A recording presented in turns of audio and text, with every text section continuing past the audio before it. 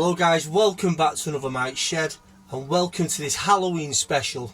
I'm going to be giving you a quick rundown of my favourite films and games of all time. Barring a few, it was a bit of a tough choice, as it always is with these sort of things.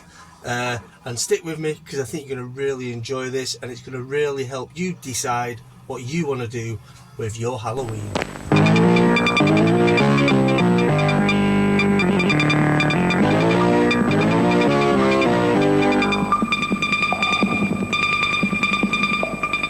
Okay, so I'm going to start off with some games and films that are kind of more a preliminary to the Halloween event. I know it's tomorrow, but maybe if you want something to stick on today, just to get you in the mood, or play a few games that are just going to get you a little bit more in the mood, then perhaps these can help. So I'm going to start off with some that are my absolute favourites. Probably veer more towards a bit of sci-fi horror. So, and I'm going to start off with this one anyway. This is one of my favourites, and this is Stephen King's The Mist. Now, this is an absolutely brilliant horror movie. It's gripping, it's terrifying, it's pretty damn gory, and I really recommend this film. This is gonna get you set up and right into the mood to Halloween. So, you know, grab yourself some snacks, watch what you eat, because some of the gore, it's pretty disgusting. But yeah, this is tending to head more towards the sci-fi realms of horror, but still a bloody good horror, and sets itself up there with some of the 50s greats. So check that out. That's The Mist. Second of all, part of the staple diet for me at the moment when it comes to sci-fi horror gaming, based on the Alien sequel, Aliens. For me, it's got to be Xeno Crisis, a absolutely horror, sci-fi horror fest of a game, and really cool and really good fun. This is something you can blast out all night. Maybe you've got a few beers, a couple of Jack D's, and some snacks, and you can rock this for hours on end. It's great to play with friends. It's difficult as fuck, and it'll have you screaming your head off. Really recommend this for your build up, the preliminaries to your Halloween. And now, part of a horror staple diet, movie diet, without a doubt, is one of the, what do you call it, that has the biggest longevity in horror movies to date to me. It's by no means special, it's not a special effect spectacular, but the whole story plot is really exciting, and that is got to be Dawn of the Dead. What a great film to start your Halloween off with. Again, some of these could be quite obvious, but they're obvious for a reason, because they're fucking good films. So that's George A. Romero's Dawn of the Dead. Absolutely brilliant movie. Really recommend this to get your bloodthirsty taste buds going for your Halloween. The dead will walk here. Staying on the preliminaries, even more fun. It's an absolute classic 80s horror romp, and set the standard in a lot of horror movies today, and that has got to be Return of the Living Dead. Absolutely brilliant. I love one of the Cramps soundtracks is in this. It just sets the scene absolutely perfectly. A really good horror, especially if you like brains. Stop that, Mike. Stop it. You're better than this. You're better than this. Return of the Living Dead, really good horror movie, and good fun at the same time. So they're sort of like still some of the preliminary movies up until Halloween, and this is just to get you in the mood, just you want to chuck something on in the evening, or you can't find anything to put on. And again, this is one I got recently and I showed on my last episode, and one that is an absolute Halloween build-up must. This is almost like watching Wizard of Oz or Willy Wonka's Chocolate Factory or Oliver Twist or something on Christmas Eve, and this is up there, and that is Salem's Lot. Guys, this is really, really good. The monster, the vampire, is really terrifying. Again, like I've said before, based on Nosferatu, with James Mason and David Soul. This is a must. This will get your bloodthirsty taste buds dripping with blood juice for your Halloween event. Okay, so that's my top Halloween preliminaries. Now, moving into Halloween, or this sounds ludicrous, by the way. I know it does. I'm not gonna lie. It's just I'm trying to picture it how I would watch these series of films and games. So I'm going to show you now what I would call my hardcore horrors, supernatural. No, horrors. A lot of these, apart from some of these aren't really supernatural based so far. So I'm going to get onto this next set. Now this is back onto gaming, and it's got a vampire twist. It's a great beat 'em up, sexy as fuck artwork, and that is Deathstalkers, also known as Vampire Chronicles. It's a 2D beat 'em up from Capcom, and again it's got some really cool characters in there. Brilliant to play in a co-op with a friend and friends. Again, it's a feel good beers and snacks and JDs game for your Halloween build-up or Halloween itself. So seeing as though it's only tomorrow, if you're going to play this, now's the time to start playing it, god damn it. So that's Deathstalkers. Also, now this game's fucking terrifying. I don't care what anyone says. I didn't get as far as I did on the original because I'm not a massive jump scare person. It just has your anxiety on edge all the way through it. You've all played it, you all know it, you all love it, but what a perfect game to play for your Halloween. It's got to be Resident Evil 2. Guys, this game, it's so cool, but so fucking creepy and scary. It's an absolute Capcom classic. Again, Capcom, you know, these guys are undeniably the best video game makers, in my humble opinion, out there. So that's Resident Evil 2. Back onto the movies, and I'm going to start. I'm going to end the Halloween preliminaries on a complete gore terror fest, and that has got to be. Now, I'm not showing you any B movies here, by the way. I'm showing you what were or what are classed as quality movies, because I think B movies are great. I love them, but I want the ones that stick in my mind have always been ones that have been a bit bigger budget and really well made. And one of them here is absolutely great. It's Josh Hartnett, Melissa George in 30 Days a Night, based on the graphic novel. This is fucking. If you've never seen this film before, I left the cinema shook because I couldn't believe what I was seeing. I think when it came out the cinema it was a 15. It is definitely an 18, and it is definitely one of the best vampire movies out there. I know I say this a lot, but it is one of the best vampire movies ever made to me. It's absolutely brilliant and kind of went off the radar. Guys, I can't recommend this enough, and that is 30 Days a Night. Try to find a place to stack them up. Now, moving on to probably one of my favourite films of the decade, perhaps. You know, I know I'm a massive Death Proof fan, but this film blew my mind, and it is the psychedelic horror and gore fest known as Mandy. Actually, is that a gore fest? Yeah, it's a gore fest. There's bits in this film that are questionable, but my god, you know, the soundtrack, it's just one of the best movies. It's so well made and so well thought out. Now, this ain't a VHS, this is actually a Blu-ray, but they knew their audience. I've shown you this before. They knew their audience, and you know, they made it look like a VHS. It's just, honestly, guys, this has got to be this is my favourite Nicolas Cage movie of all time. It's just brilliant, guys. I can't recommend this enough. It's very strong. It's very surreal. Just bear in mind who you're watching it with. I've told you about my history of my brother's getting out horror movies with family and friends. Yep. Hey, let's all sit down and watch Straw Dogs as a family. Come on, Auntie Lucy. Come on, Mum. Come on, Dad. Yeah, and we sat there in fucking horror. There's no real sexual explicitness. There's a little bit, which is fucking bizarre. It's Nick Cage. And Linus Roach is in this.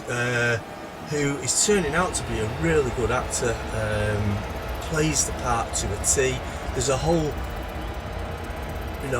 range of actors in this film that play the part to a T, with the late Bill Duke. Guys, get on this film. If you've not seen it, make it a priority for your Halloween preliminary movie. Okay, so now I'm going to move on to my faves. I'm just going to do the old check, see how I am for time. Yeah, we're good right now. So, for Halloween, now if you want to start the day early, and if you're in work, you took the day off, don't know how serious you are about your Halloween. But for me, I would start off getting yourself in the mood, playing Zombies Ate My Neighbours. This is just good fun, good retro fun. This takes me so far back. I never owned it until recently, until I bought this legitimate copy off a import company. It is an absolutely brilliant game. It'll really get you in the mood to, if you love the blob bubblegum horror 50s kitsch style movies, this hits it right on the head. So it's got real sort of really nostalgic vibes on this game. Check it out. You can get it on Nintendo, on SNES and Mega Drive. I don't think it got ported to any other platforms, maybe a PC version, I don't know. But guys, this game is absolutely ace. So that's a great way to start your Halloween. Keeping yourself on the games, I'm going to take you even further back to a game I've really fond memories of that I got on the build up to Christmas. And I remember going for a coffee with my mum and my brother at the Royal Exchange in Manchester, and a slice of the delicious lemon meringue pie they used to do there. And I remember just looking at the box, and it's honestly, this game is brilliant. It's a great little platformer on the Spectrum, and that is Vampire by Codemasters. Guys, this game is a cool little game. It's pretty tricky now. I don't remember being that tricky, but it's a really good little game. Really good fun, and I can't recommend this enough. Real big nostalgic vibes for me. Just to have the box alone is great. I've not loaded this up in a while, but maybe if I can set up, I'll get it up Halloween. That might be a bit of wishful thinking, but who knows. But this is a really good game. What a great game to start your retro Halloween. Okay, I'm going to move on to the juicy stuff. And I think this is... I hated this film at the time, but I've got to give it credit where credit's due, because there's always got to be John Carpenter movies in your Halloween selection. It's without a doubt. And for me, this is one I hated but love now, and that is Halloween Season of the Witch, Halloween 3. There's probably no more of a Halloween movie than this. Than the masks, everything, the whole storyline, the effects. It's kind of more sinister in a way than the other Halloweens, I think. There's something really weird and surreal about this Halloween movie. It's an absolute epic movie. Again, I hated it when it came out, and I love it now. Once revisited, it's really good. So, yeah, you know the rest. So, Halloween 3. Slipping slowly into just before we hit my favourite Halloween must. Another John Carpenter that is absolutely probably one of the best John Carpenter movies. He made so many good ones, but this is one I can watch over and over again. It's a possession movie, but not like any other possession movie you've probably ever seen, and that is Christine. A possessed car and a bullied, nerdy teenage boy, and then you've just got to take it from there. I don't want to ruin the plot. If you've never seen Christine, this is a really, really good film. Really well made. The late Harry Dean Stanton. Really, honestly, the way it's filmed, cinematically, the sound, just one of the best best John Carpenter movies. And again, you may think it's about a car. No, it's a haunted car. It's a haunted fucking car, and it's fucking ruthless. Get this fucker watched. It is one of the best John Carpenter movies you'll see, and an absolute Halloween must. Whew. Okay. Back onto gameplay. If between watching all these films and making your snacks and drinking your beers and having your Jack D's and Cokes, if you find time to your own and you possess a Sony PlayStation Portable, then you must have the ultimate Halloween game, Ultimate Ghosts and Goblins. This game looks absolutely beautiful. It plays beautiful. I'm probably shot for saying that by the hardcore Ghouls and Ghosts and Goblins fanatics, but this game is outstanding. It's one of the best PSP games there is. In fact, for me, it's the best PSP game. Again, Capcom nailing the gothicness, the horrorness of everything they bring out. It's an absolute must, and that is Ghosts and Ultimate Ghosts and Goblins on PSP. If you want to look into PSP, I know this. Okay, I'm finishing off with my ultimate Halloween horror movie, and also a little bit of fun in there. I know you don't want to hear that, but it's still pretty gruesome, and it's got to be. I'm not coming off all this Terrifier crap. Keep all that shite. I'm on about a real Halloween movie, and it's got to be Chris Sarandon, Roddy McDowall, Amanda Beers in the absolute epic Fright Night. This is a Halloween movie. This is one you can actually watch, maybe with the family, but it's really good. Absolutely brilliant. It brings typical 80s style Lost Boys feeling horror and incorporates the old gothic Peter Cushing and Christopher Lee Hammer House of Horror feel to the entire movie, even parodying it. It's just absolutely awesome. I won't tell you the plot. This is a must. This is my ultimate Halloween movie. Pure fun. This is a popcorn and hot dogs and snacks and beers and pop movie. Get it watched. Fright Night. So, I'm going to round it up with a film that's been out a while, since I think 2013. It's a Ty West movie, and I discovered it on I told you one of my episodes I was saying how I went into work, someone gave me a copy, it was on the night before, someone posted it on Instagram. It's like this trio of sort of freakish directions towards this movie, and it's got to be it's an absolutely brilliant movie if you love Halloween, if you love those 80s horror movies. Ty West has done an absolute masterpiece here, and it's House of the Devil. Guys, if you're not watching Fright Night and you want something a bit more modern, not an 80s movie, this is the film to watch. House of the Devil. It's absolutely brilliant. I love this movie.